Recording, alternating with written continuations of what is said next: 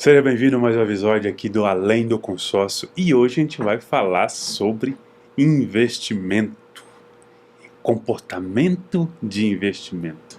Eu sou Júlio Rocha e eu falo aqui nesse canal sobre investimento e eu abordo muito, que investir é além só de você achar que você precisa ter lucros porque você tem que investir muito dinheiro, E hoje a Jéssica está com a gente aqui que investimento é comportamento, Você precisa criar um comportamento. Só que a Jéssica vai explicar como que se cria esse comportamento para ser um investidor, tá? Seja bem-vindo ao podcast Além do Consórcio, Jéssica, e muito feliz que você está aqui, ter aceitado o convite, para você que está no nosso Spotify, tá? Tira um print e compartilha, coloca Júlio Rocha, o investidor em consórcio, que eu vou compartilhar no meu Instagram. E também tem o Instagram da Jéssica, que é oi.grana. Oi.grana, vai estar aqui também, vai lá, siga a Jéssica, tá? Conheça um pouco mais da Jéssica lá, ela cria um conteúdo maravilhoso. Eu não sei como que ela cria aqueles conteúdos lá na página dela, tá? Então, você vai conhecer um pouco da história da Jéssica. Seja bem-vinda ao podcast. Obrigada, Júlio. Já vou começar me apresentando para quem ainda não me conhece. Eu sou Jéssica Toledo, nascida e criada em São Paulo. Eu tenho 17 anos de mercado, atuando majoritariamente nas frentes comerciais, passando por tecnologia, negócios e investimentos. Eu também sou investidora há mais de 8 anos, mas entender sobre dinheiro, Júlio, começou desde cedo, porque eu comecei a trabalhar com 12 anos. Foi justamente nessa idade que eu percebi que nascer na escassez não era uma escolha minha, mas permanecer nela seria. Então eu comecei a trilhar caminhos que me levassem a uma liberdade, a uma consciência financeira e, consequentemente, à prosperidade.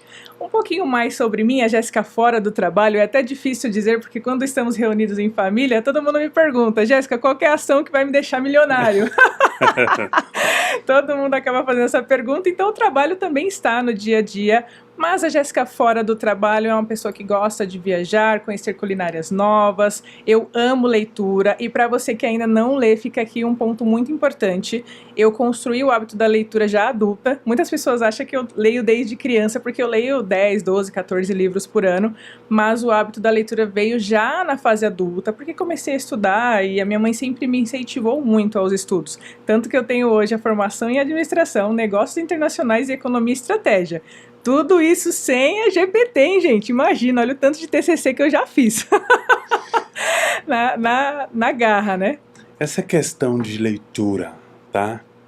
Tu procurou ler mais por causa dos investimentos ou foi algo que você, eu preciso ler mais para autoconhecimento só? Na verdade, Júlio, excelente pergunta. Eu comecei a ler mais por conta das viagens. Eu comecei a viajar muito, eu viajava de 4, 5 vezes por ano. E no deslocamento das viagens, eu ficava pensando o que eu posso aprimorar de conhecimento sobre o mercado que eu estou inserida. Na época, eu estava ainda no segmento de tecnologia. Então, eu comecei a ler muitos livros e, consequentemente, me interessei pelos livros de finanças porque é algo que eu já gosto. E se você me permite abrir um pouquinho por que entrei no mercado financeiro, foi porque aos 17 anos, quando eu entrei na Bovespa pela primeira vez, que hoje é a Bolsa de Valores, eu fiquei tão emocionada, Júlio, que eu até chorei, meu coração ficou quentinho, falei, meu Deus, eu quero viver do mercado. Mas na época eu não sabia qual nicho, qual segmento do mercado financeiro, porque é gigante. Então você, por exemplo, hoje é segmento de consórcios. Mas eu não sabia qual o nicho financeiro que eu entraria, mas eu sabia que eu queria viver do mercado. Então, como eu já tinha isso no meu coração, eu comecei a mesclar entre as leituras de tecnologia e as leituras sobre mercado financeiro, investimentos, e foi desde então que me tornei uma investidora. E acredite se quiser, não façam isso, gente. Eu comecei a minha reserva de emergência com ações, renda variável. Olha que loucura! Outro ponto também sobre a leitura que é importante é que uma pessoa ela passa anos estudando para fazer aquele livro. E você pode adquirir essa leitura, ou seja, você pode aprender o que uma pessoa passou anos estudando em questão de semanas. Tem livros que a gente lê em um dia. Então olha como está muito mais fácil e suscetível à educação. Então isso foi me aguçando esse hábito da leitura, até que hoje já tenho essa frequência, esse comportamento de ler, esse hábito. Essa questão da leitura eu vejo que é muita escassez hoje, né? As pessoas não gostam de ler, inclusive eu. Tive uma fase da minha vida que eu lia muito, mas aí eu parei de ler porque eu tenho dificuldade de concentrar na leitura, mas eu escuto muito livro. Eu escuto basicamente quase um livro por dia, no audiobook. Tem um filósofo que é chamado Jim Rohn, que ele fala, né? As pessoas falam assim, isso não existe, né? Só que normalmente, talvez possa existir, talvez você não tenha um conhecimento disso e pode estar nos livros. Sim. Né? Alguém já pode ter escrevido isso no livro. É um conselho para uma pessoa que não tem hábito de ler, tá? Mas quer começar a ler hoje. Qual o conselho que você daria para essa pessoa, Jéssica? O conselho, Júlio, seria começar por leituras de coisas que te interessam. Coisas simples. Por exemplo, aos meus sobrinhos eu dou aqueles livros bem fininhos em inglês, para motivá-los ao idioma. E são coisas que eles gostam. Turma da Mônica, Cebolinha. Então, consequentemente, eles criam aquela constância. Eu tenho um dos meus sobrinhos, que eu tenho vários, tá, gente? Tem uns 12. Um dos meus sobrinhos, ele lê no mesmo dia. Se eu entregar um gibi para ele hoje, ele lê no mesmo dia. Então, você precisa criar algo que te interesse. Tem que ser algo que te interesse. Então, por exemplo, se eu chegar aqui e falar assim, ô, Júlio, vamos sair para almoçar um churrasquinho? Opa, um churrasco me interessa. Se você pegar uma leitura a qual te desperte o interesse, você cria esse hábito. E não precisa começar com um livro de 100, 200 páginas. Livros curtos. Tem um livro que se chama Roube como um Artista. Esse livro ele é excelente, você consegue ler ele em um dia. Um livro que desperta curiosidade, que desperta questões de marketing para quem está nesse mercado, né, de produção de conteúdo digital. E é um livro curto, em um dia você consegue consumi-lo. E aplicar, que é o mais interessante. Então, se eu pudesse dar uma única dica para construir esse hábito, busque temas a qual você tem interesse. E depois, consequentemente, você vai ler muito mais. Você falou do teu começo na área de investimento e eu fiquei curioso, né? Porque você falou, eu comecei na área de investimento de renda variável. Explica para o público que está aqui nos acompanhando, né? O que é uma renda variável, né? Sim. Não, justo. Eu comecei com renda variável porque... Vamos lá, voltar um pouquinho atrás. Quando eu comecei a investir, Júlio, eu não sabia sobre investimentos. Eu só sabia que existia um lugar que eu poderia deixar o dinheiro lá, que era a poupança. Sabia que não era poupança o melhor dos mundos. Tema polêmico esse, né? Infelizmente ele entra na seara de investimentos, mas ele não traz uma rentabilidade eficiente como vários outros papéis dentro de renda fixa e até mesmo a renda variável. Mas eu comecei ali, R$1 na poupança, era papel de pão mesmo, anotava tudo que sobrava, eu colocava ali nessa poupança. Quando eu comecei a entrar no mercado, conhecer as instituições, ver por qual plataforma eu ia investir, eu comecei a ver sobre a renda variável. E o meu perfil sempre foi agressivo. E isso é muito importante, você precisa conhecer o seu perfil de investidor, porque é ele que vai limitar o tipo de ativo que você faz o investimento. Eu, por exemplo, sempre fui um perfil arrojado agressivo, então para mim a volatilidade, que é justamente sua pergunta, o que é a renda variável, era algo suscetível. Por quê? Se eu investisse numa ação que ela subisse muito, ótimo, maravilha. Se ela despencasse e virasse pó, que é algo que pode acontecer com a renda variável, para mim também estava tranquilo, porque eu tinha essa sensibilidade. E o investimento, ele não está tão relacionado ao dinheiro, e sim ao seu estado emocional. Você pode explorar para a gente, Jéssica, os perfis de investimento? Claro, com certeza. Ótima pergunta, Júlio. Os perfis de investimento, relembrando, sempre vai estar relacionado com o seu perfil emocional frente ao seu recurso. O perfil conservador, ele é aquele mais avesso ao risco, então ele não vai querer entrar em ativos que tenham a possibilidade de qualquer perda. Não é uma perda pequena, de qualquer perda, o conservador ele não vai querer entrar naquele tipo de ativo. É um perfil de investidor que fica muito mais ali na renda fixa mais básica, mais tradicional.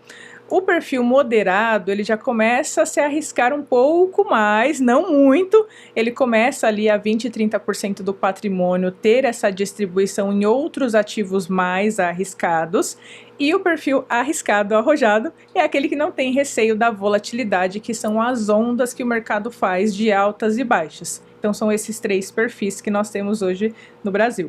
As pessoas confundem muito o perfil arrojado, né?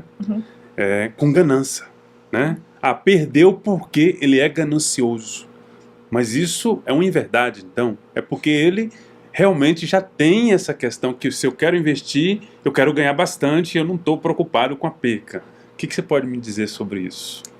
Sobre a ganância, realmente, tem esses pontos, né? A pessoa, ela fica um pouco mais gananciosa e ela deixa de estudar. Porque o que acontece? Hoje, para você investir, só tem 2 escolhas. Ou você estuda os ativos que você tem na sua carteira, que você quer comprar, ou você contrata um especialista de investimentos. Não tem outro caminho.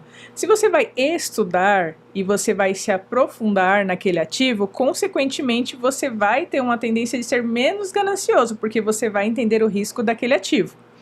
A confusão do arrojado com a ganância é justamente essa, quando a pessoa ela não sabe o que é aquele ativo e se arrisca querendo ganhar o lucro máximo.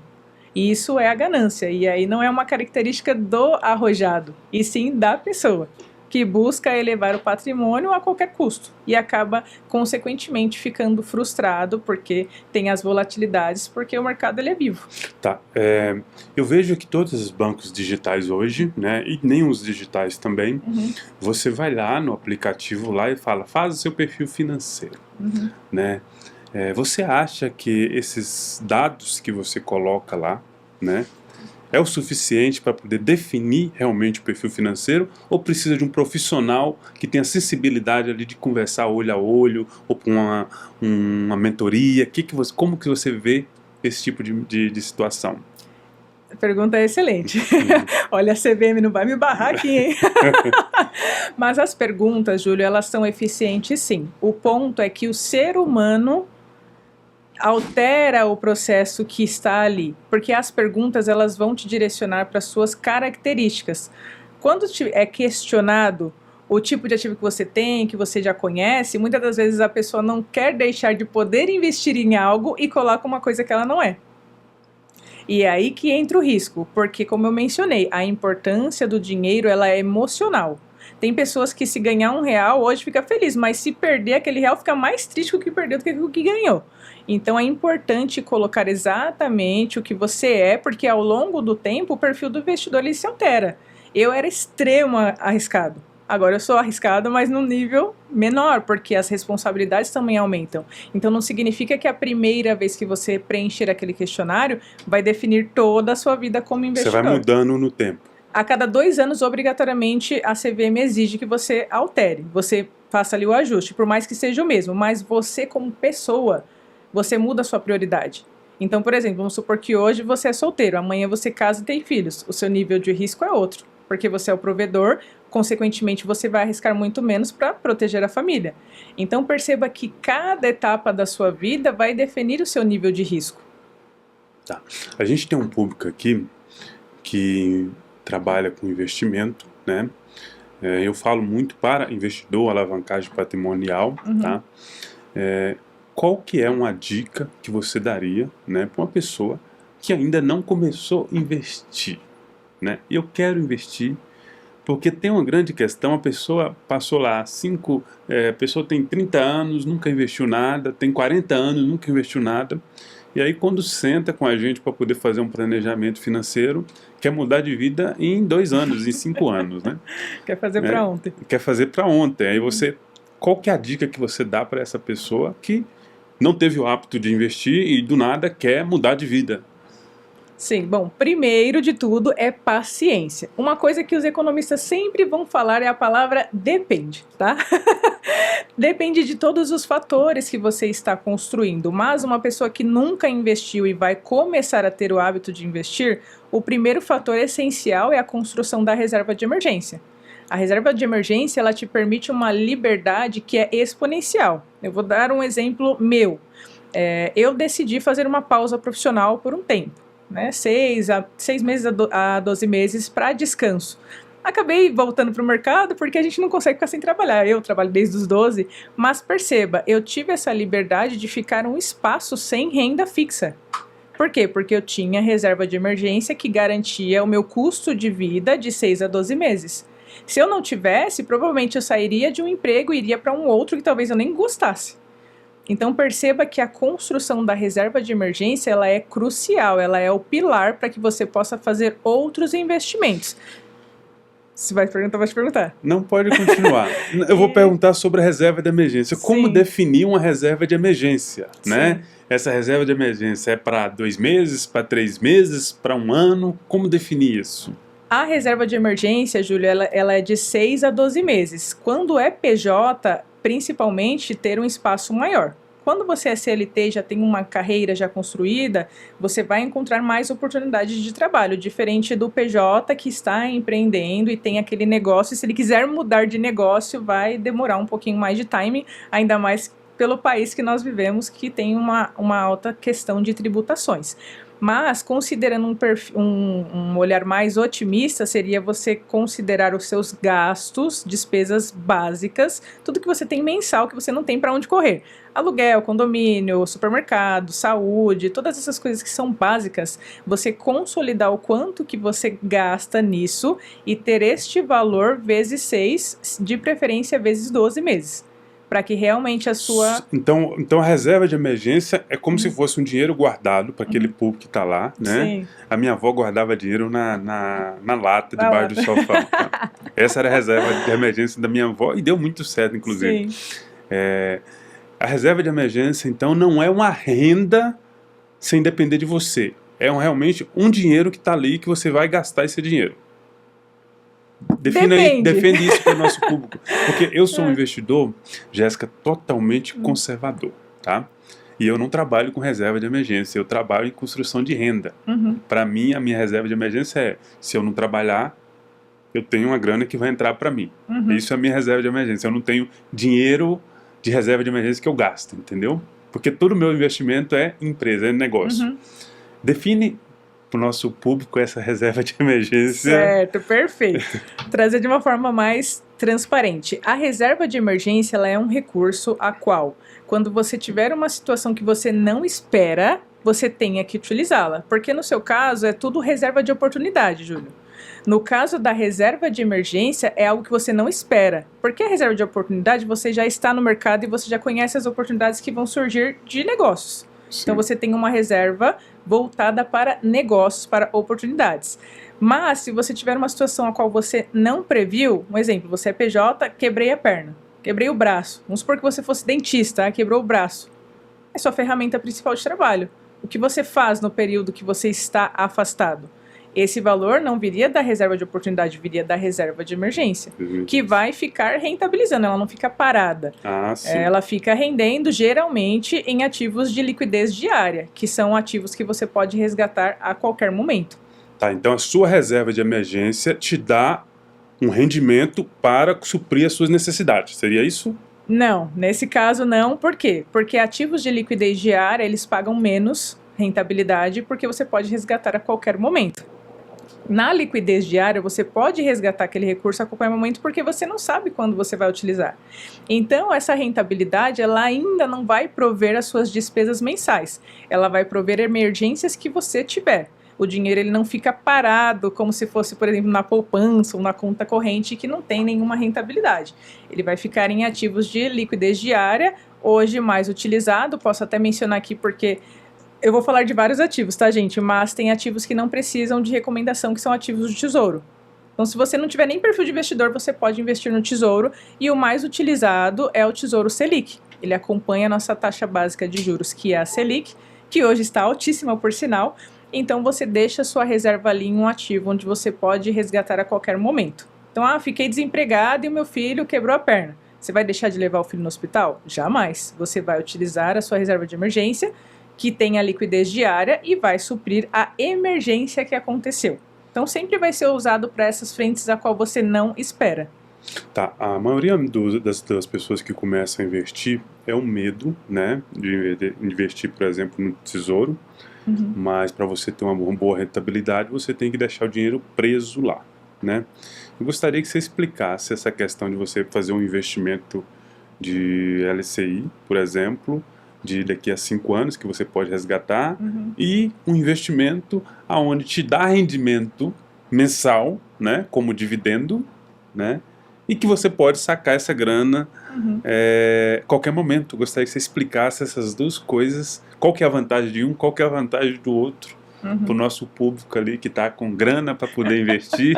Se tá com grana, pode me chamar. Chama Oi Grana. Oi Grana, Já isso. me segue nos dois canais, no YouTube e no Instagram. Ambos estou com o nome de oi.grana e eu falo sobre mercado, sobre comportamentos e sobre as atitudes da prosperidade. Mas vamos lá, separando em distribuição de ativos.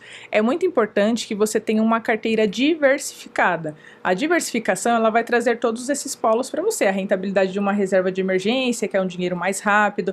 A rentabilidade para você planejar os seus sonhos. Então, um plano de comprar uma casa, por exemplo, de comprar um carro, enfim, de todos esses fatores. E também a renda que é provinda de mais risco, que é o que traz os proventos e os rendimentos mensais.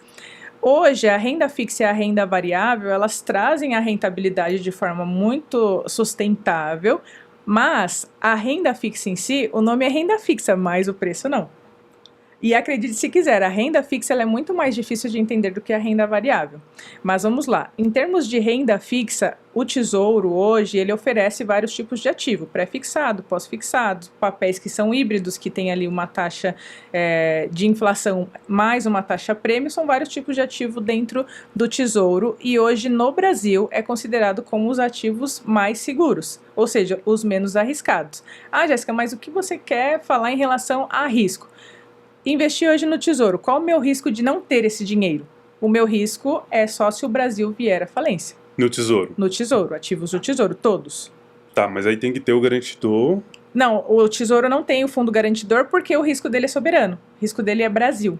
Ah, sim. É um risco nacional, então ele nem precisa ter o FGC, que é o Fundo Garantidor de Crédito, justamente porque ele só não te paga se o Brasil vier à falência. O Brasil faliu, aí você não tem mais esse recurso. Mas é diferente dos outros ativos que tem o fundo garantidor. Tá, então quando eu estou investindo no Tesouro, eu só vou perder minha grana se o Brasil falir. Certo. Brasil faliu, aí realmente, infelizmente, mas não é o caso. O Brasil, graças a Deus, tem muitas formas de proteger hoje o investidor. Tem muitas regras, muitas leis. A CVM, o Bacen, eles pesam bastante mesmo nas instituições financeiras. O ponto de atenção na renda fixa é a diferença dos ativos de emissão bancária e de crédito privado, que aí entra o ponto que você falou do FGC. Os ativos de emissão bancária, como LCI, LCA, LCD, eles vão ter o fundo garantidor em até 250 mil por CPF instituição. Agora, os ativos de crédito privado, eles não têm o FGC e também fazem parte da renda fixa. Tá. Qual que é a diferença da questão do Tesouro e dos títulos de bancário? Por exemplo, todos eles eu tenho rendimento mensal que eu possa sacar? Não são todos que você tem rendimento que você possa fazer o uso. Só para formular a pergunta para o nosso espectador que está lá. Sim. Ele está lá com 200 mil reais, porque normalmente quando chega no meu escritório lá, eu estou com 200 mil reais, eu queria fazer um consórcio no meu caso e dar de lance. Sim. Eu falo, qual que é a sua urgência? Não tem urgência não. Aí eu falo, pega essa grana, investe, né? E o rendimento tu paga a parcela e depois você está com a sua reserva, né? Explica qual que é o produto que dá para fazer esse tipo de jogada. Ai, tem tantos, Júlio, meu Deus, são tantos, mas eu vou trazer aqui os mais tradicionais, tá? No Tesouro Direto tem os ativos de IPCA+. São ativos planejados para longo prazo, médio e longo prazo. O ideal ali para você manter o recurso por 3, 4 anos, foi até uma pergunta que você fez anteriormente do dinheiro que fica ali retido, tá? Não significa que você nunca vai poder resgatar o ativo, significa que se você resgatar antes, talvez você perca a rentabilidade e um pouco do capital que você investiu. Mas eu digo talvez, por quê? Porque o mercado ele é vivo e a nossa inflação ela é muito alta.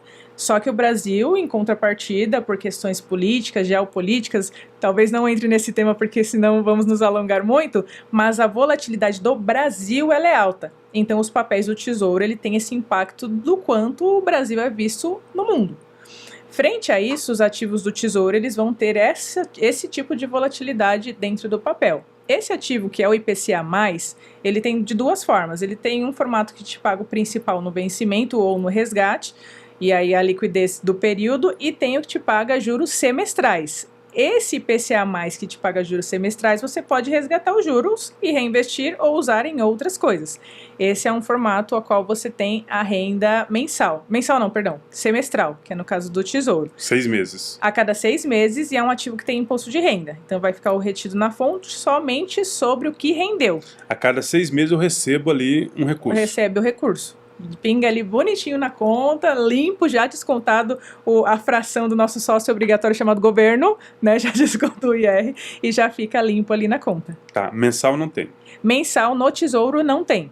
Mensal no Tesouro não tem. O que tem são alguns ativos de emissão bancária e alguns de crédito privado dentro da renda fixa que pagam esses periódicos mensal, trimestral ou semestral. São ativos mais escassos, né, principalmente porque o Brasil é país dos juros. Então imagine, hoje nós estamos a uma taxa Selic de 15%. Imagina um papel te pagando esse papel ali a 15% ao ano todos os meses. Para o investidor seria maravilhoso, eu seria a primeira lá, e olha que eu amo renda variável, mas seria a primeira lá a levantar a mão, mas acaba não acontecendo porque a incidência dos juros é muito alta e acaba não compensando para quem emitiu a dívida. E até para ficar claro para todos, as emissões bancárias e o Tesouro nada mais é do que dívidas emitidas. O Tesouro é dívida emitida pelo governo e as emissões bancárias, dívidas emitidas pelas instituições financeiras. O crédito privado, ele é emitido por instituições não financeiras. Nunca vai ser uma instituição financeira que emite um crédito privado. Tá, quando a pessoa senta com você para poder fazer o seu planejamento financeiro, você entende o perfil financeiro dela ali, né? Entendendo esse perfil financeiro, você vai indicar o que é mais adequado para ela, tá? Qual que é o parâmetro, né, Jéssica, para a pessoa, tá? Eu sei que você atende pessoas que estão começando, mas também pessoas que estão no nível lá em cima, né? Qual que é o parâmetro para a pessoa que está começando mesmo, tá? Para ele começar a investir, que é algo normal para basicamente todo mundo, porque parece que tem uma regra, né?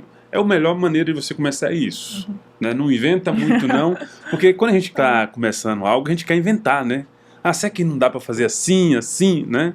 Qual que é o parâmetro que você segue para poder atender esse cliente, para tirar um pouco a ansiedade dele? Isso é importante, né? Até trazendo um pouquinho da sua pergunta anterior, da renda variável, porque a gente separa as carteiras por segmentos, né? E dentro da renda fixa nós temos esse polo de investimentos, Tesouro Direto, emissões bancárias e crédito privado, e temos a renda variável dividida em ações, fundos imobiliários, derivativos, entre outros fatores, e também tem uma terceira frente que são os ativos internacional, que é para a gente ganhar em dólares, que é a parte mais legal, inclusive. Então, separando essas searas, a renda variável hoje, ali sim tem ativos que vão te pagar recorrentes mensais. O fundo imobiliário, por exemplo, vai te pagar mensalmente isento de imposto de renda por enquanto, até enquanto gravamos esse vídeo, porque muda tão rápido as coisas, né? E já tem alguns projetos de lei para alterar ali os isentos, mas até o momento, fundos imobiliários, você recebe mensalmente todos os proventos e dividendos daqueles papéis. Tá, se eu tenho lá 100 mil reais investido no fundo imobiliário, todo mês vai pingar uma grana para mim. Todo mês vai entrar bonitinho na sua corretora, não vai ter aqueles problemas ali em relação a não pagou igual aluguel, não vai ter esse tipo de incidência. O ponto de atenção que poucas pessoas falam é que um fundo imobiliário ele pode demorar até 6 meses para te pagar mensalmente. Ele tem esse espaço que é um espaço de fôlego para ele reaver os ativos que tem dentro do papel. Para ele começar a pagar mensalmente. Não só começar, ele pode estar te pagando, chega um momento que ele tem um gargalo dentro dos fundos imobiliários e precisa fazer um reajuste de carteira. Quando ele faz esse reajuste, ele pode ficar até 6 meses sem te pagar o provento mensal e depois voltar a pagar novamente a rentabilidade do ativo. E esses 6 meses que ficou sem pagar, ele paga tudo de uma vez ou não? Depende. Aí depende porque tem que analisar o porquê ele parou de pagar. Justamente a falta de fôlego. E se ele não tinha esse fôlego, muito provavelmente talvez ele não te pague o acumulado. Ele vai te pagar a rentabilidade que teve do papel do período de espaço. Tá, e esse produto, mas é bem difícil de acontecer. Ele tem um garantidor também do FGC?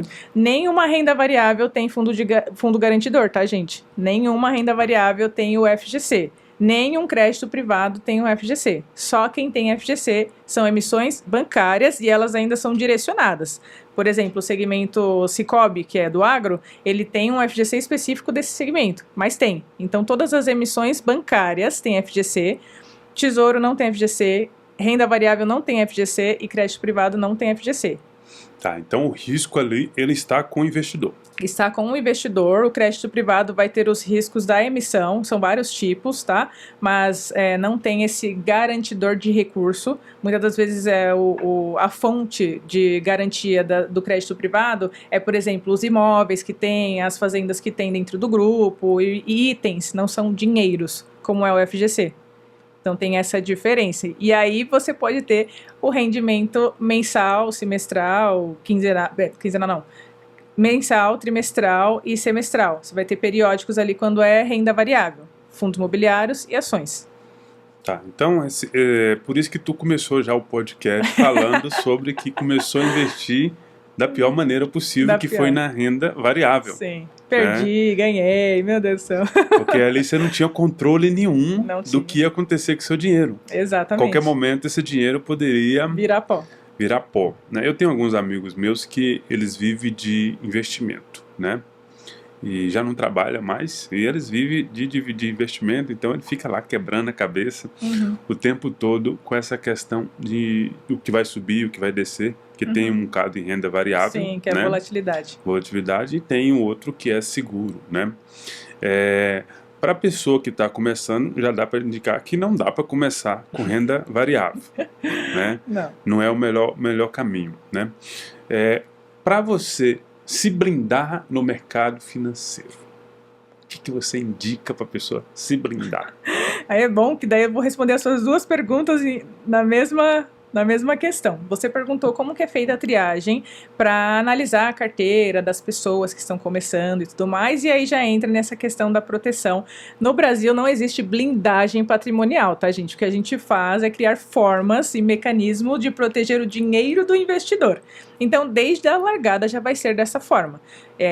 Primeiro, o primordial é, de fato, ver o comportamento, como eu mencionei. Quais são os hábitos daquela pessoa com o dinheiro? Porque tem muitas pessoas que hoje ganham 5 mil, passa a ganhar 6, ao invés de guardar esses 1.000 que resta para investir, não, gasta todos os 6. Então é necessário entender qual que é o perfil de investimento dessa pessoa para construir uma carteira, distribuir ela de forma setorizada, então ter dentro da carteira inflação, ter CDI, ter ali os ativos que vão compor uma certa liquidez e proteção do nosso poder de compra, que é a inflação, e, consequentemente, ao longo desses investimentos, já ir construindo o planejamento sucessório ou o planejamento, enfim, em vida, os planos que a pessoa tenha de aposentadoria. O que é primordial hoje numa carteira para ter essa blindagem, né, sucessória? Primeiro é a reserva de emergência.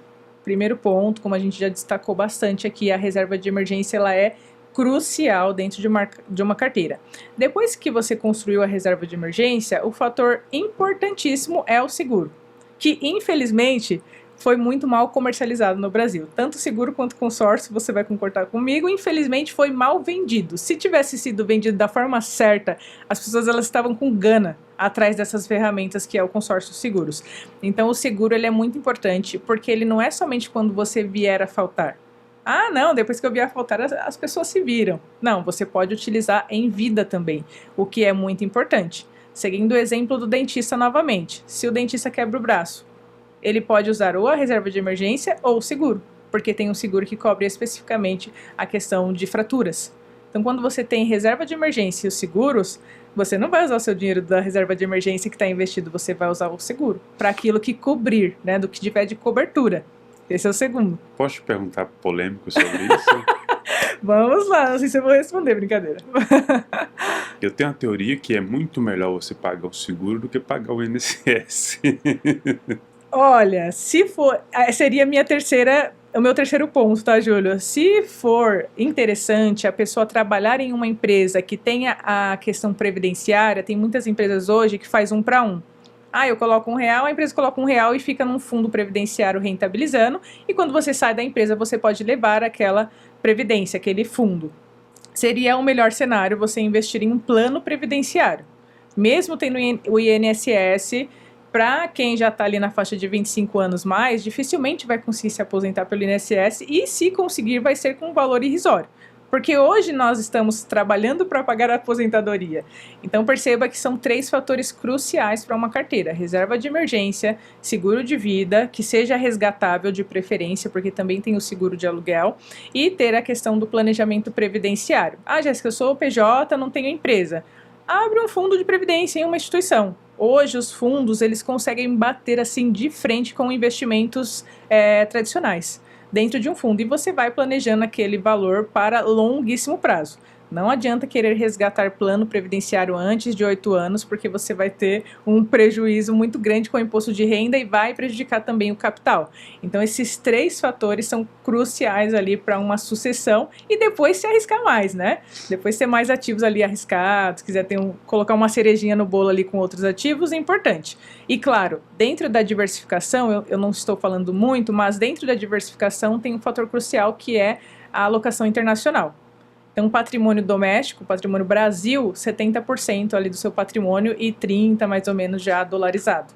Tá, vamos lá. Nós falamos de muita coisa de investimento. Imagina o público lá, porque o público pensava, vou investir na bolsa. Né? Vou só pontuar. Tu falou de renda fixa, falou de renda variável, tu falou de seguro que entra como investimento, falou da previdência que entra como investimento também. A previdência entra, o seguro ele entra como sucessão. Sucessão? Isso. O que seria uma sucessão? A sucessão Explica pra gente. A sucessão e o consórcio são planejamentos. Eles só se tornam investimentos a partir do momento que você tem um recurso e transforma aquilo em um bem. Então, por exemplo, hoje eu tenho um seguro, que eu já planejei ele para resgatar quando eu fizer 40 anos, que é a idade que eu quero me aposentar por minha conta. Então, com 40 anos eu vou resgatar todo esse valor, que já vai estar corrigido a inflação, mais uma taxa atuarial, linguagem técnica, nem vou entrar em tantos detalhes, mas se quiser mais informações é só mandar lá no Oi Grana que eu explico no detalhe. Mas eu já vou ter esse valor corrigido e vou resgatar e poder fazer o que eu quiser com esse valor do seguro. Comprar um carro, comprar uma casa, reinvestir em outros ativos. Tu paga um seguro que você vai poder resgatar. Então, existe seguro que você consegue resgatar. Existe o seguro resgatável. Como uma previdência privada. Como uma previdência. E são duas frentes que cresceu muito no Brasil, porque o Brasil, apesar das pessoas achar que tem muita pobreza, o Brasil tem muitos milionários. E muitos milionários que eu atendi dentro da corretora que eu atuei, já tinha esse planejamento, porque tanto o seguro quanto a previdência tem os abatimentos em relação à questão do imposto de renda. O seguro, você utiliza aquele valor para que a sua sucessão possa pagar o seu patrimônio, para passar para o nome, porque tudo no Brasil se paga. Quando você vem a faltar para você passar a herança, você paga vários tipos de impostos ali, e o seguro ele consegue cobrir esses impostos. E a previdência você consegue abater até 15% do imposto de renda anualmente, se você realmente fizer a alocação de acordo com o seu patrimônio. Então são frentes que já são utilizadas pelos milionários e que não necessariamente são para milionários. Qualquer investidor pode fazer isso. Tá, por exemplo, se eu faço uma previdência e o período dela é de 8 anos e eu pago 1 ano e resgato. Aí... Tem noção de perca, quanto que eu perco nessa operação? É que a previdência ela tem 2 formas, né, progressiva e regressiva, ela tem os formatos de previdência, e cada uma delas tem uma forma de tributação. Uma delas, a maior taxa, a maior alíquota é 35%. Já vou trabalhar com o máximo para vocês não quererem resgatar ali os valores de previdência. Você resgatou, ele vai ter o consumo do imposto de renda ali na sua rentabilidade, e dependendo do formato que você escolheu, vai tirar também do capital investido. Os 35% ali. Que é a cada 2 anos, né? Vai diminuindo, 35%, vai reduzindo. E quando você faz esse seguro resgatável, tem também taxa? Ou se acaso você para de pagar, você não tem prejuízo nenhum em relação a isso? Como que é esse processo? O seguro segue a mesma linha da previdência. Você vai ter prejuízo no seu capital, porque o seguro ele é muito peculiar, ele é feito sob medida. Cada pessoa... Eu e o Júlio, a gente não tem o mesmo seguro, mesmo que a gente tenha a mesma idade, mesmo tudo, é totalmente diferente, porque entra a questão de saúde, vários outros fatores. Todo o valor que você investiu no seguro, ele vai ter um timing, um tempo a qual você pode resgatar sem prejuízo. Então, por exemplo, o meu seguro, eu só resgato sem prejuízo se eu aguardar até o 8º ano.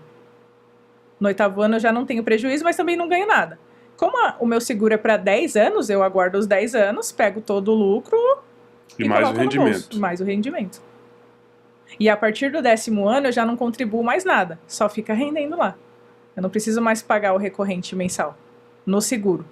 Tá, você faz uma programação de 10 anos, 10 anos. mas durante esses 10 anos que você está pagando, você está tendo juros sobre juros do valor que tu está pagando? Ou Eu não? tenho a inflação, ele corrige a inflação mais a taxa atuarial, que geralmente é 3%.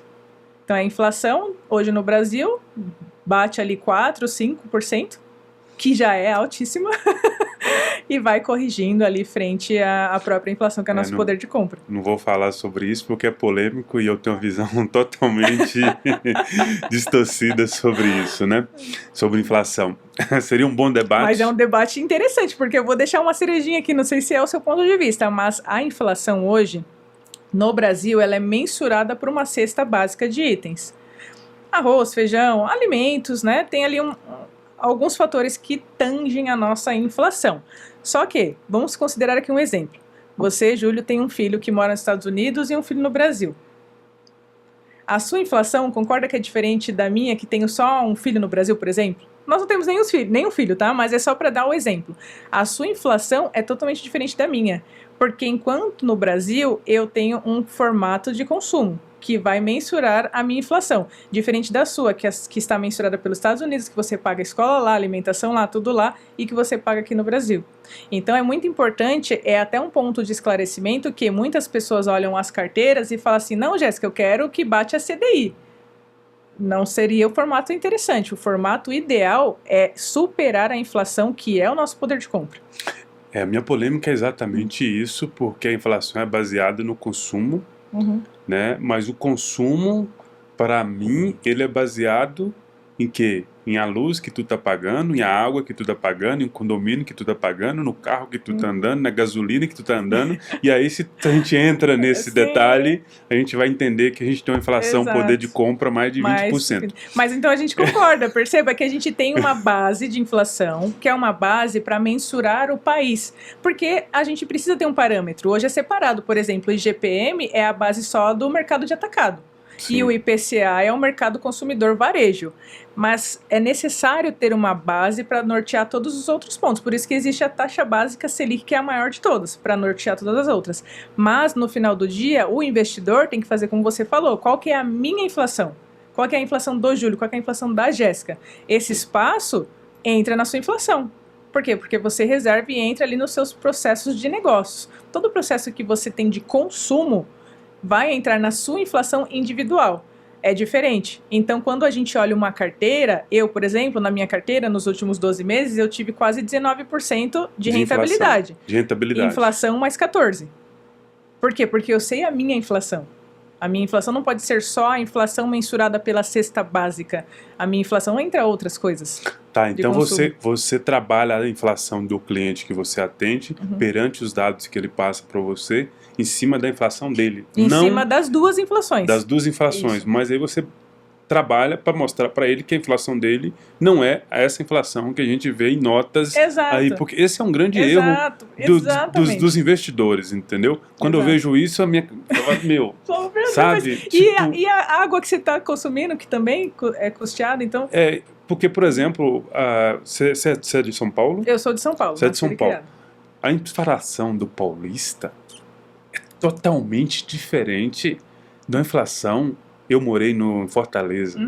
De uma pessoa que mora em Fortaleza, no Ceará. Né? De uma pessoa que mora em Belo Horizonte. Né? Então, são mercados diferentes, são custos diferentes. Né? E aí tu pega aí, não, a inflação do país deu isso.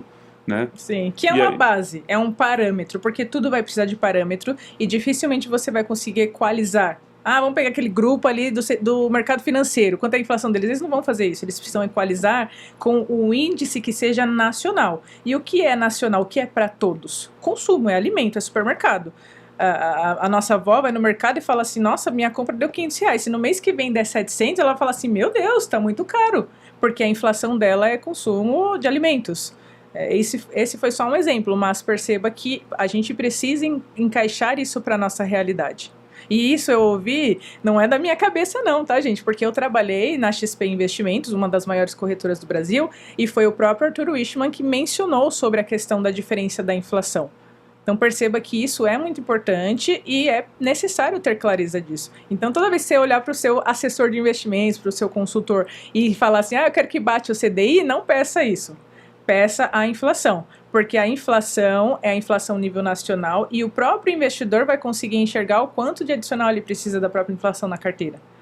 Isso é um trabalho nosso, como investidor, e aqui falando como investidora, de ter essa equidade frente à rentabilidade de uma carteira. Até porque o CDI não vai ficar alto para sempre. Tá, então não se compara o teu investimento com o investimento do vizinho, porque o vizinho fala, eu tive anual um rendimento de 15%. Aí você fala, nossa, eu tive 12%. Ele teve mais rendimento que eu. Não depende.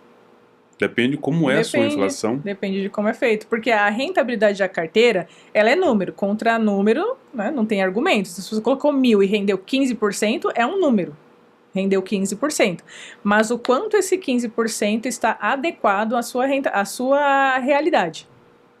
Esse é o fator crucial. Porque às vezes 15% para o Júlio tá ótimo. Eu que sou, você falar, eu sou conservador, como você mencionou, 15% tá excelente, porque se você deixar só na Selic hoje já rendeu 15%. Ativo mais conservador hoje no mercado. Agora para a Jéssica, que é agressivo, que tem outros componentes, que tem ali adicionais, que tem dependentes, os 15% já não é válido. Então perceba que nós precisamos enxergar também esses pontos, né, para poder apoiar quem está na ponta. Posso te fazer uma pergunta? Claro. Polêmica? Vamos lá. Quanto que uma pessoa hoje com 20 anos precisa investir para se aposentar com 40 anos? Depende. Baseado numa renda de 5 mil reais. Eu não tenho uma resposta para isso, porque depende. Uma pessoa de 20 anos já pode ser uma pessoa que tem filhos, ou não. Uma pessoa de 20 anos pode ser alguém que está entrando no mercado de trabalho ou não. Eu, por exemplo, comecei com 12 a trabalhar. Então, uma pessoa de 20 anos, ela precisa enxergar qual é o momento que ela está e o quanto ela tem de capacidade de poupança. Se eu pudesse deixar aqui, Júlio, uma única regra básica para que você tenha prosperidade nos seus recursos, é você saber exatamente o que entra e exatamente o que sai. E separar de tudo isso que sai, o que é essencial e o que não é essencial. Porque só nessa conta, com 20 anos, você sabe exatamente o quanto você pode poupar para o seu futuro. Porque uma coisa é certa, quem guarda tem, quem não guarda, fica sem. Antigamente eu via muito vídeo, investe esse valor, que com 40 anos você vai estar milionário. O que você tem para dizer sobre isso? Eu acredito que isso acaba dificultando mais a vida das pessoas que não têm acesso realmente a um conteúdo de verdade e muitas das vezes a pessoa não tem a mesma vivência. Então, tem pessoas que podem guardar 100, 200, 400, 1.000, 10 mil. Tem pessoas que ainda não é essa a realidade. Aí você fala para a pessoa, se você guardar 200, com 40 anos você se aposentou. Aí às vezes ela deixa de comprar várias coisas em casa que são necessárias e não faz realmente um processo ali adequado, um planejamento justo e fica frustrado. A maior parte das pessoas acabam fazendo isso, pelo menos dos casos que eu já atendi, que eu ainda atendo nas mentorias. É que a pessoa ela antecipa um sonho, só que o que ela colhe é um pesadelo e acaba se frustrando. Tá. Eu vi a sua página lá, Oi Grana, e seu conteúdo é incrível, né? Como que surgiu essa ideia de você criar um conteúdo, tanto na página, no Instagram, no YouTube, Oi Grana? Porque esse nome é lindo, né? Tipo, chamativo, né? Isso, dá vontade de... Oi Grana. Como que surgiu essa ideia? Excelente pergunta, Júlio. Essa ideia, ela surgiu de um dos meus inegociáveis. Na vida, todos nós temos que ter inegociáveis. Eu tenho os meus. Então, os meus inegociáveis, graças a Deus, depois de muito trabalho hoje, é tempo de qualidade. Tempo de qualidade para mim é crucial. Tempo de qualidade comigo, tempo de qualidade com os meus amigos, com os meus pais, com a minha família e principalmente tempo de qualidade com Deus e Jesus. E eu acredito que Deus e Jesus não é você ir à igreja. Vou para a igreja lá, ótimo, glória a Deus. Não, é você ser a igreja. E você ser a igreja entra no ato de servir. E olhando a minha história, assim como de várias pessoas, eu não nasci herdeira, né? Muitos de vocês também não nasceram herdeiros e herdeiras. E eu comecei a perceber que tinha muitas pessoas que trabalhavam, buscavam e não conseguiam alcançar o seu lugar ao sol. E como eu consegui, eu pensei, vou servir. né? Vou aqui trazer o ato de servir e compartilhar informações sobre comportamento financeiro, que foi o que mudou a história para mim e para muitas pessoas que eu administro carteiras e já administrei no passado. Então nasceu o Orgrana justamente dessa vontade de trazer a informação de uma forma fácil. Perceba que o nome é fácil, Orgrana, porque investir não tem que ser difícil. Ele tem que ser eficiente. Então, lá na página eu trago essas informações de uma forma muito tranquila. Uma pessoa de 6 anos e um senhor de 80 vai entender o que tem dentro do conteúdo, justamente para facilitar o caminho das pedras. E eu digo facilitar por quê? Porque o processo, o acompanhamento individual é diferente. Ali vai ter o caminho para você começar, para você saber... Para instigar a pessoa a querer investir. Na verdade, para a pessoa saber que realmente é possível, sabe? Você acordar e querer. Essa é a grande diferença entre as pessoas que eu atendo, que têm uma educação financeira e têm sucesso no sentido financeiro, tá? Porque sucesso é muito grande, né? As coisas que contemplam ele. Mas em relação a finanças, as que têm sucesso e não têm sucesso, o que muda nelas é somente uma coisa, Júlio, é somente o comportamento. Eu sou prova disso, né? Eu sempre falo da minha avó aqui, mas eu sou prova disso por causa da minha avó, né? Todo o meu investimento eu aprendi com a minha avó. E só tinha um salário mínimo, né? E eu vejo que realmente é a disciplina que faz com que você começa a investir, criar disciplina. Como criar disciplina, Jéssica? Como criar disciplina? Para investir. Para investir. Não só para investir, mas na vida. Hábitos constroem prosperidade. Dinheiro é somente consequência. Dá um corte isso, tá? Mas é a realidade. Tudo que acontece na sua vida são das suas escolhas. Perceba, Júlio, quando você acorda, alguém tem que te falar que você tem que escovar os dentes? Alguém tem que te falar que você tem que tomar banho? Alguém tem que te falar que você tem que fazer exercícios? Mas muitas pessoas falham no óbvio. Quando a gente falha muito no óbvio, essa falha se torna um hábito, porque 70% das coisas que a gente faz no dia são hábitos. 70%. Gente, vou falar pela terceira vez, 70% das coisas que a gente faz no dia são hábitos. Se você tem hábitos que são efetivos, como tomar banho, escovar os dentes, ler, fazer exercícios, por que não tem um hábito comportamental com o seu dinheiro, que é tão suado? É uma coisa que não cai do céu. Você trabalha de 8 a 12, 14 horas, empreendedor, então nem vou falar as horas aqui, porque senão... porque são muitas horas que você dedica para ter o recurso. E o maior problema que eu encontro hoje, Júlio, não é gerar dinheiro, não é a entrada do dinheiro, são as saídas. Porque quando você compra algo grande, você se planeja. Pô, algo grande vai sair um capital aqui maior. Mas o problema está nos pequenos. Naquele, só mais uma vez. Só hoje. Hoje eu mereço. Essas pequenas coisas vão tirando ali o potencial que você teria de poupar. Como a gente tem uma vida escassa, né? Eu ganho pouco e eu vou comprar porque eu mereço. Como lidar com esse senso de merecimento, de recompensa de imediata, Jéssica? Isso, Júlio, seria planejamento financeiro. Se a pessoa tiver um planejamento parece muito que, claro... assim, só cortando, desculpa cortar você, parece que se o cara ganha muito, aí ele pode guardar porque ele ganha muito. Eu ganho pouco, não tem como eu guardar, né? Parece que... Não, ele guarda porque ele ganha muito, né?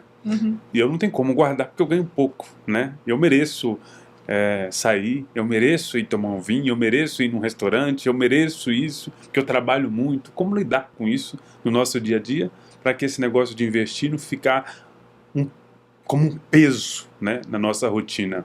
Não, excelente ponto, Júlio. Essa sensação de merecer, ela é cotidiana e ela é positiva, porque a gente tem que acreditar mesmo que nós merecemos o melhor.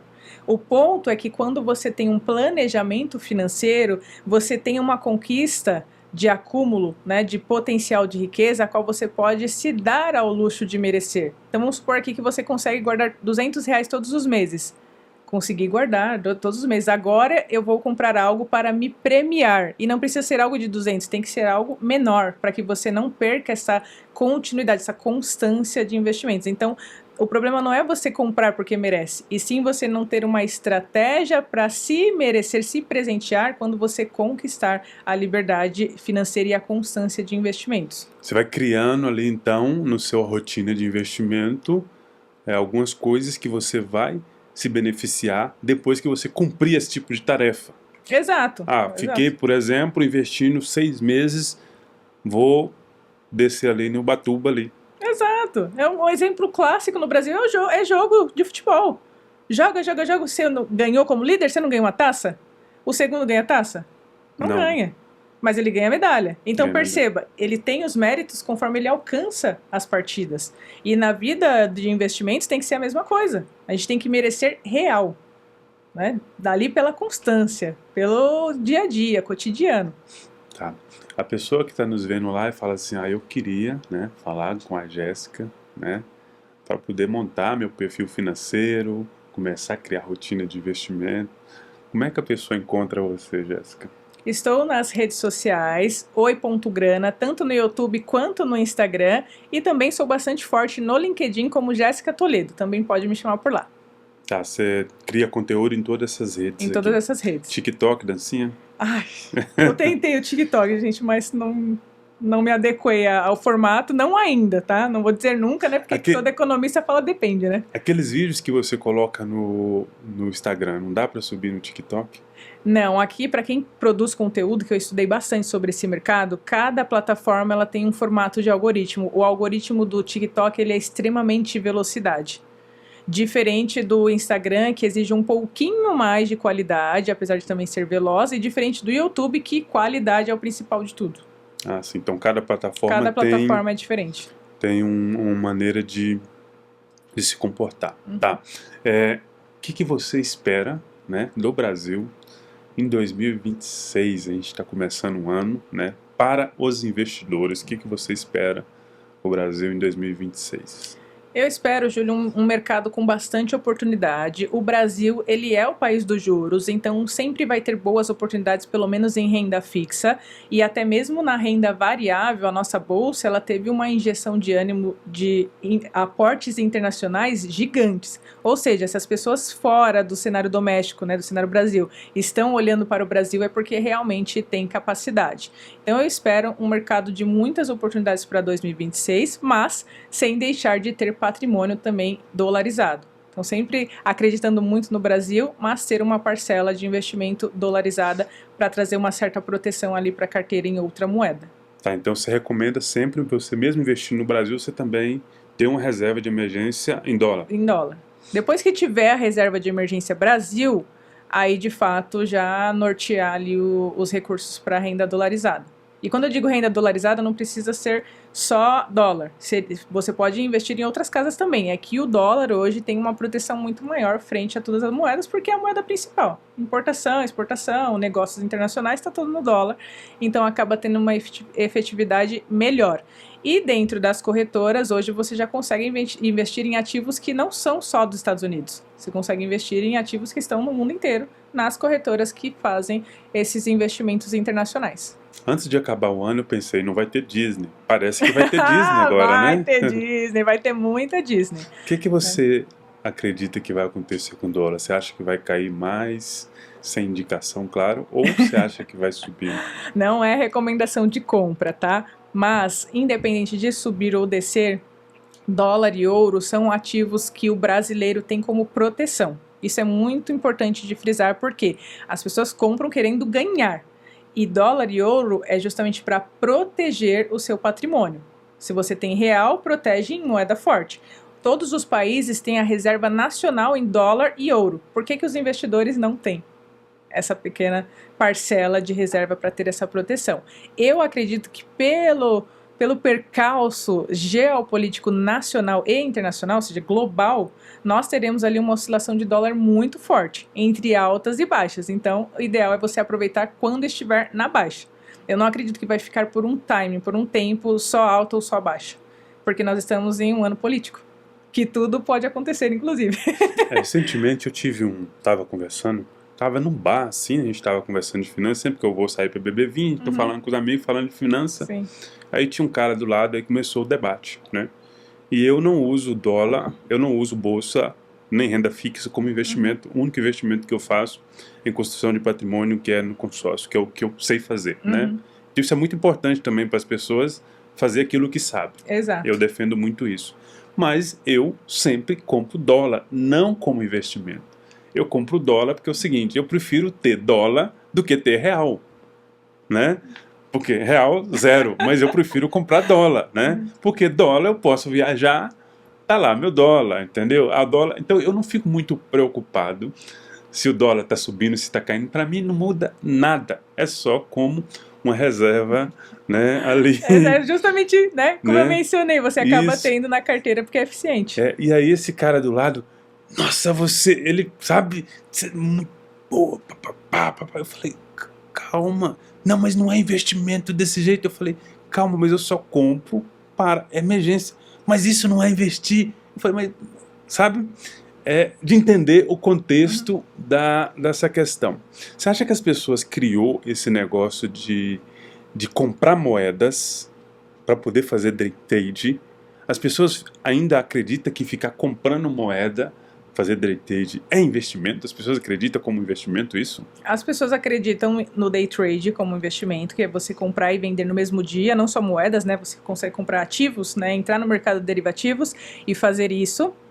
Porém, é como eu mencionei, seria necessário muita habilidade para você realmente ganhar com day trade, que é essa compra e venda no mesmo dia. Outro fator que acaba sendo diferencial são as moedas adicionais a dólar, euro, que seriam as moedas de Bitcoin. Essas searas que estão entrando no mercado, elas são interessantes. Não vai vender a casa, gente, pelo amor de Deus, para comprar Bitcoin, como já vi muitas pessoas fazerem. Mas ter esses complementos adicionais na carteira, eles são muito mais seguros do que você ter somente uma moeda. E por que as pessoas ficam nessa incógnita?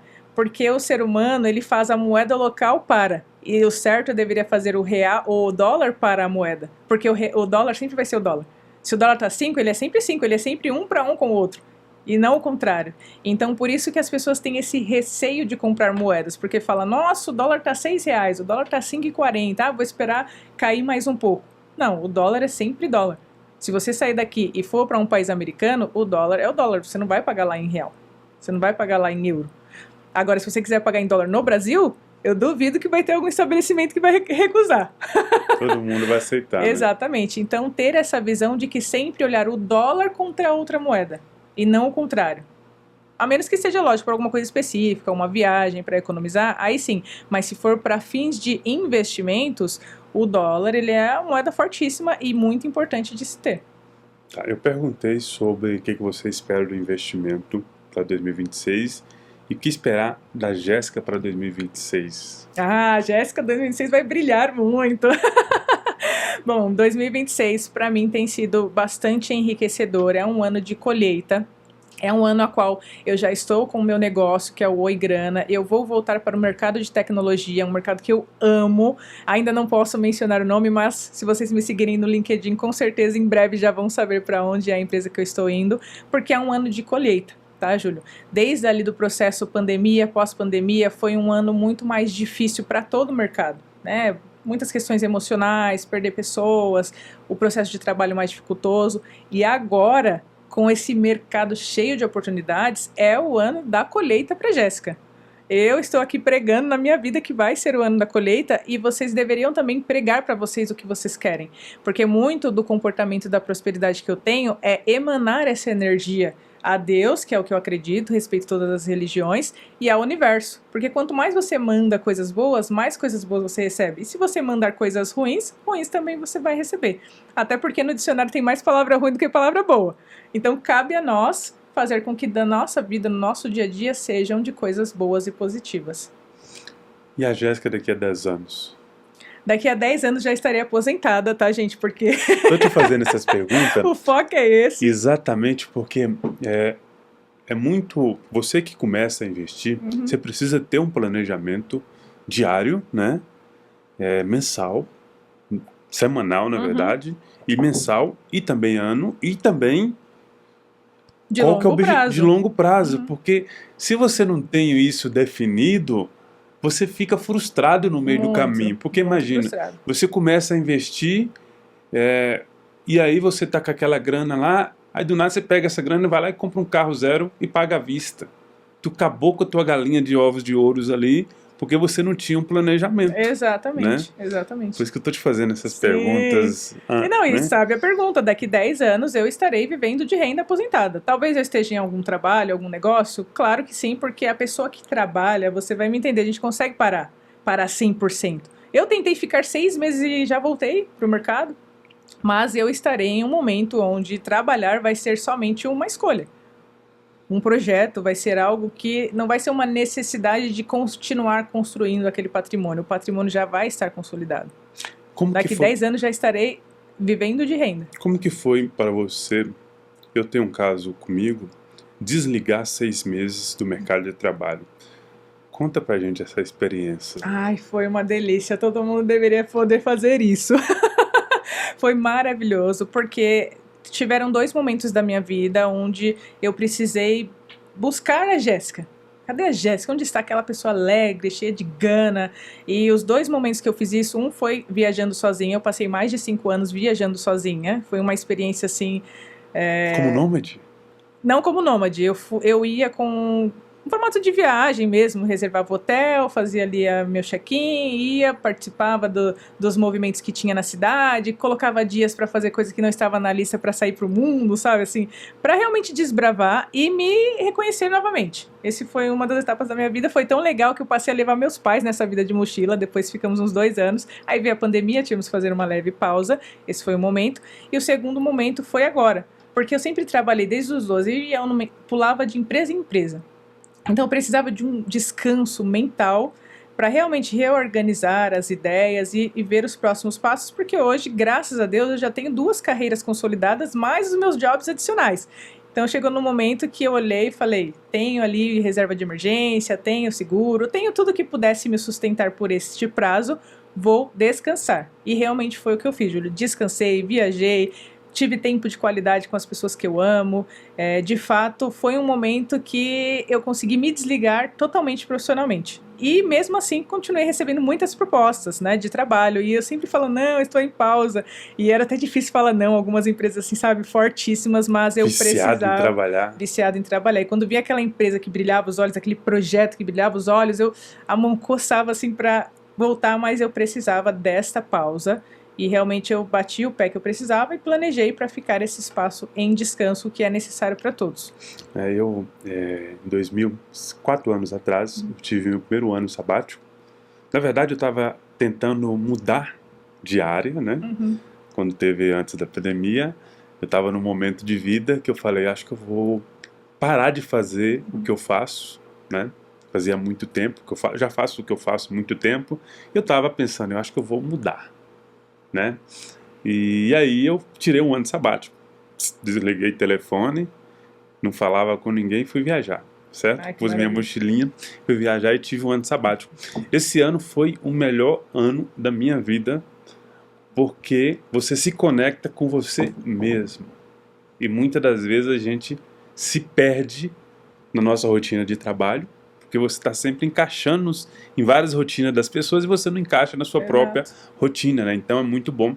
E eu estou falando isso porque nessa época eu aprendi uma coisa que eu compartilho até hoje, que foi, que eu faço até hoje, que é o meu caderno de gratidão, tá? Então a dica para você, tá? Que está nos vendo aqui, se está sem rotina, precisa se encontrar, seja grato pelo serviço que você tem, né? Seja grato pela sua rotina, logo de manhã, e começa a refletir um pouco sobre a vida, talvez já se conecta, Sim. Porque a pessoa hoje, ela acorda, ela não tem 2 minutos com ela mesma, já toma banho e já vai para o escritório, e aí ela não para para pensar, né? E você chegou num ponto, Júlio, que eu gostaria que todos que estivessem nos ouvindo refletissem que muitas das vezes as pessoas falam, escolha os seus difíceis, mas você já parou para pensar que tem pessoas que não podem escolher o seu difícil?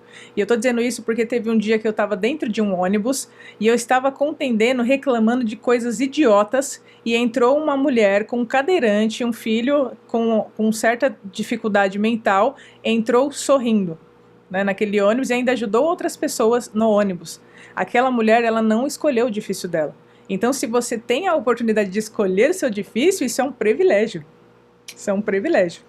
Maravilha. Para você que está aqui no Spotify, tá? Tira um print, me marca lá, ou Investidor em Consórcio, que eu vou repostar. Fala, tô vendo o podcast aqui no Spotify. Para você que está no YouTube, se inscreva aqui no canal, tá, do YouTube, compartilha para que mais pessoas tenham acesso a esse conhecimento aqui, né, de finança. É gratuito, né, você pegar essa informação gratuita, né, poderia ser uma informação paga e é gratuita. Sim. E isso causa exatamente sobre o projeto seu que você falou, quando você estava falando, que foi uma necessidade de se doar para o mercado, né, de investimento. E esse podcast é a mesma coisa. Eu pensei, eu sou tipo, não parece, né, mas para mim eu ficava dentro da minha caverna, né. O meu irmão, que trabalha em empresa, não é empreendedor nem nada, chegou uma vez em mim e falou, você tem que pegar todo o seu conhecimento e passar para as pessoas, porque teu conhecimento fica para você. Então, eu comecei a criar, né, e começar a passar conhecimento por causa disso, mas para mim eu ficaria no meu mundinho, na minha caverna e está tudo bem. Só que isso é tão gratificante, com certeza você pode compartilhar sobre isso também. Quanto mais você compartilha, parece que cada vez mais você quer aprender mais, você quer evoluir mais e é muito gratificante, né, sobre isso. Então, compartilha esse conteúdo, tá? Que você vai ser abençoado com mais informações sobre isso e vai começar a criar a sua rotina. Eu gostaria, Jéssica, que você desse uma mensagem final, tá? Tá acabando o podcast, para as pessoas que estão nos assistindo, quer começar a investir, não sabe como começar, por onde começar. Uma mensagem final.